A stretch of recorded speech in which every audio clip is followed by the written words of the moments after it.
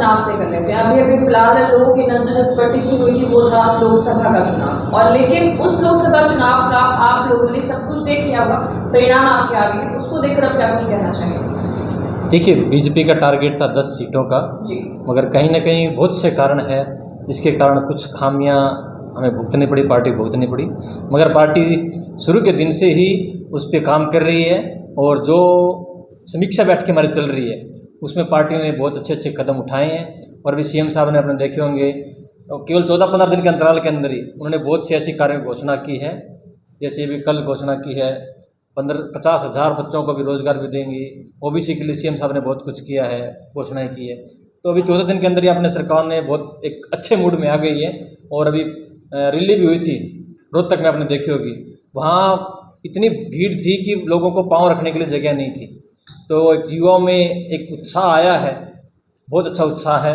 उसको निमित्त हम जो आगे का विधानसभा चुनाव है वो अवश्य भारी मतों से हम लोग जीत के आएंगे। जिस तरह का परिणाम अभी आया है, क्या आपको लगता है कि विधानसभा का जो चुनाव होगा उसमें कुछ ऐसा ही जो है अभी हम 50% पे खड़े हैं बहन जी। अभी पार्टी ने बहुत सी बैठ के चल रही है और अभी 100 दिन का समय कम से कम हमारे पास है। तो पार्टी बहुत अच्छा काम करेगी, कार्यकर्ताओं के भी काम होंगे, लोगों के भी काम होंगे। काम पहले भी थे, कुछ त्रुटियां थी, उनको पूर्ण करके दोबारा से ट्रैक पे आएंगे। बहुत अच्छे कार्य सबके होंगे और सबको संतुष्टि मिलेगी। क्या लगता है किन किन चीज़ों पर जो है इस बार आप लोग काम करने वाले हैं? देखिए, वो पार्टी के अंदर अभी जो हमारा फीडबैक एक संगठन होता है वो ले रहा है। जैसे फैमिली आईडी है, प्रॉपर्टी आईडी है, बहुत से ऐसे इशू थे जो किसान निधि वाले थे। अभी देखिए, प्रधानमंत्री की शपथ लेते ही सबसे पहले किसान निधि किसानों के खाते में डाली। तो ये किसानों की हित की सरकार है। अनेकों मुद्दों पे काम करते करते हम आगे बढ़ेंगे इस पे। क्या आप भी विधानसभा चुनाव में कहीं निशाना लगाने की प्लानिंग पर चल रहे हैं? देखिए, गौ माता की कृपा से, जनता के सहयोग से मुझे जिला पार्षद चुन के वार्ड नंबर 20 से जनता ने भेजा है। और बीजेपी ने भी, पार्टी ने भी विश्वास करके जिले का सचिव का दायित्व दिया है, उसी को हम निर्वाह कर रहे हैं। और जो भी आगे पार्टी का आदेश होगा, क्योंकि एक अनुशासित पार्टी के अनुशासित कार्यकर्ता हैं, कर्मठ कार्यकर्ता हैं, जो भी पार्टी जैसा भी आदेश होगा हम उस आदेश का पालन करेंगे। क्या ग्राउंड लेवल पे लोगों के बीच जाकर उतरकर उनसे बातचीत करने की कोशिश की है, उनकी दिक्कतें जानने की कोशिश अभी तक की है आपने? मैं पिछले 1.5 साल से जिला पार्षद हूँ और मेरे 11 गांव मेरे क्षेत्र में आते हैं। सब में नियमित रूप से जाता हूँ, कोई सुख दुख है।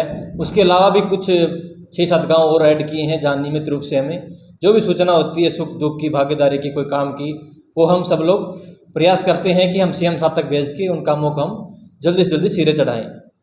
एक राहत की बात आपके लिए कि आपका जो कार्य क्षेत्र है बरवाला पड़ता है और वहाँ से बीजेपी लोकसभा इलेक्शन में जीती है, बाकी कई जो विधानसभा थे वहाँ पर हारी भी है, उसके बारे में क्या कहेंगे?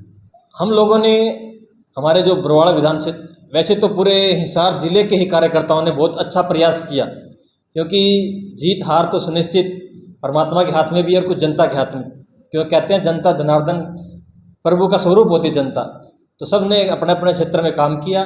बरवाला के कार्यकर्ताओं ने भी बहुत अच्छे कार्य किए, दिन रात मेहनत की और वहाँ से हम अच्छे वोटों से जीत के आए हैं। और हमारे बूथ पे भी जो एक पार्टी के दायित्व है शक्ति केंद्र प्रमुख, जो 5 बूथों पे एक शक्ति केंद्र बनाया गया, उसका दायित्व मेरे पास था, तीनों ढाणियों का। और जो ढाणी गाँव है जिस गाँव में मैं रहता हूँ वहाँ 1042 वोट, दूसरे गाँव में 642 वोट, एक जगह 342 वोट, कुछ ऐसे आंकड़ों से हम लोग जीत के आए हैं। कुल 1345 लीड लेके हम हमारे शक्ति केंद्र से जीत के आए हैं। तो हर एक कार्यकर्ता ने अपने अपने बूथों पे काम किया है और इसलिए हम लोग विजय भी होके आए हैं। चलिए, हम लोग भी पत्रकार हैं, हम लोग भी लोगों के बीच में जाते हैं, तो आम जनता कहती है कि इस बार अगर हम किसी को वोट देने वाले हैं या फिर जिताने वाले हैं तो वो हम अपने चेंजेस के लिए देंगे, बदलाव इस बार चाहिए। तो क्या लगता है, आप लोग बदलाव लेकर आ पाएंगे जो आम जनता को चाहिए? नहीं, देखिए, प्रकृति है, बदलाव के अनुसार चलती है, लोग भी बदलाव चाहते हैं और बदलाव बीजेपी पार्टी ने किया है। पहले आप किसानों के लिए देखते हैं, किसान लंबी लंबी लाइनों में खड़े रहते थे यूरिया डीएपी लेने के लिए, अपनी फसल बेचने के लिए। आजकल यूरिया डीएपी भी आपको अच्छे से उपलब्ध होती है, आपकी फसल है वो भी आप ऑनलाइन रजिस्टर कराइए, आपके पैसे आपके खाते में आएंगे। हमारी बहनें थी गैस सिलेंडर के लिए खड़ी रहती थी लाइनों में, तो वो उनको भी उससे लाभ मिला है। तो लोगों ने बदलाव को स्वीकार किया और मोदी जी को तीसरी बार बदलाव के कारण आप देखते हैं जो इंडी गठबंधन था उनको 232 सीटें मिली और जो बीजेपी है अकेली 240 के लगभग सीटें लेके आई है। तो लोगों की इच्छा है कि केंद्र में भी सरकार बने। ये तो कुछ उन लोगों के लालच के कारण हम समझ सकते हैं कि कुछ कांग्रेस पार्टी ने इंडी गठबंधन ने कुछ ऐसे लालच दिए थे कि हमारे बंधु प्रलोभन में आ जाते कभी कभी, मगर उन लोगों ने भी आप देख सकते हैं जो राहुल गांधी कहता था खटाखट 8500 रुपये आएंगे, वो 8500 तो नहीं मिल रहे हैं मगर लोग अभी खटाखट उनके दरवाजे जरूर खटखटा रहे हैं। तो झूठ के कभी पाँव नहीं होते, झूठ ज़्यादा दिन चलती नहीं है। और ये आप पिछले 1 महीने के अंतराल के अंदर आप देख भी चुके हैं कि जनता ने किस प्रकार भी लोगों के दरवाजे खटखटाए हैं। आप लोकसभा चुनाव से पहले भी लगातार बरवाड़ा विधानसभा में सक्रिय थे और लोकसभा चुनाव के बाद तो और भी ज़्यादा सक्रिय हो रहे हैं, इसको क्या मानते हैं? देखिए, जनता चाहती है कि हमारे काम हो और सबको एक आस होती है कि हमारा ये आदमी काम कर सकता है और हम तो बने ही जनता की सेवा के लिए। ये मनुष्य जीवन है सेवा के लिए, चाहे जीव जंतुओं की, प्रकृति की हो, गौ माता की हो। और जो भी आज ये शरीर है मेरा जिस पे भगवा वस्त्र मैंने पहना हुआ है, ये सब गौ माता की कृपा का कारण है और प्रभु का आशीर्वाद है, जनता का प्यार प्रेम स्नेह है। जनता के प्यार प्रेम के कारण हम लोगों से मिलते जुलते हैं, उनके कार्य का प्रयास करते हैं कि उनके कार्य जो भी समस्या हैं वो पूर्ण हो। आप जिस हल्के से आते हैं बरवाला हल्का, वहाँ पे गौशाला है, उसमें आप कितना कार्य कर चुके हैं? लगभग कितनी बरवाला हल्के में गौशाला है, उनकी क्या दशा और दिशा है? अभी बरवाड़े में टोटल 4 गौशालाएँ हैं, सबकी कंडीशन बहुत अच्छी है। और पूरे हल्के में? हाँ, पूरे हल्के में करीब 15 से 16 गौशालाएँ हैं।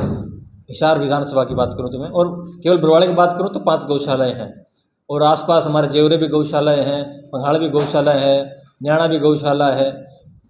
वैसे ये जो हिसार और सिरसा और फतेहाबाद ज़िले में मैंने ज़्यादा समय व्यतीत किया, 10 साल व्यतीत किए हैं।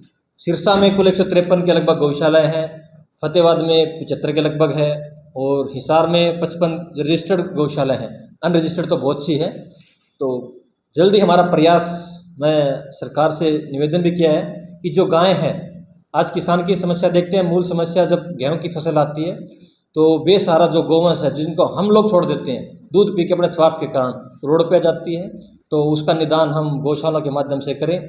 और सरकार ने, गौ सेवा आयोग ने एक एग्रीमेंट भी मांगा है ग्राम पंचायतों से कि आप लिखित में आप एग्रीमेंट दें कि जो भी ग्राम पंचायत कुछ सालों के लीज पे अगर ज़मीन देना चाहती है तो सरकार वहाँ 4 दीवारी कराएगी, आपको शेड लगा के देगी, आपको ट्रैक्टर देगी, आप व्यवस्था करके देगी, आप खाली ज़मीन दीजिए। सरकार ने ये प्रावधान लागू किया हुआ है।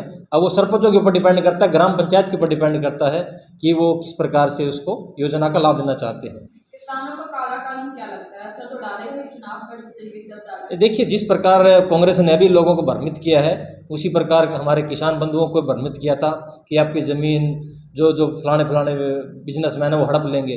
क्या कोई 1 इंच भी ज़मीन हमारे ले सकता है? हम घर के 2 भाई हैं, फिर भी हम कई बार देखते हैं लड़ाई झगड़े तक कहाँ तक बातें आ जाती है।